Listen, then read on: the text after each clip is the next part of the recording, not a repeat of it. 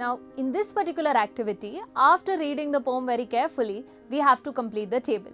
Now, as you've already read the poem, let us complete this activity. When we talk about mind, in the present situation, the mind is full of fear. Now, what is the expected situation? What is the poet praying for? The ideal situation that is described by the poet is where the mind is fearless. The next, when he talks about head, in the present situation, the head is bowed, which symbolizes that you lack self-respect or have a low self-esteem. The expected situation, he believes when the head is held high. And that is what he writes in the very first line, where the mind is without fear and the head is held high.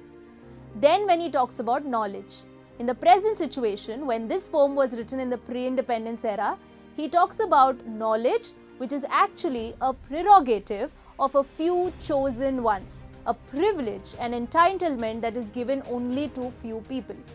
And then his expected situation is when knowledge is free for all, where it is accessible to everyone.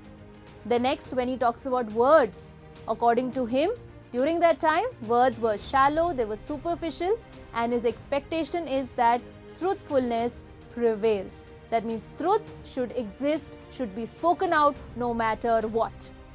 The next one, when he talks about habits, if you remember, in the poem, he uses the word dead in the poem, dead habits, that symbolizes the old harmful traditions and customs that were practiced. And the expected situation is when he talks about the clear stream of reason. So he talks about people thinking logically and using reason. The next, when he talks about thought and action, in the poem he believes maybe during that time the thoughts and actions were narrow. They were narrow-minded people, or maybe people with a narrow outlook or attitude. And then his expected situation, he wants that people are more progressive and broad-minded.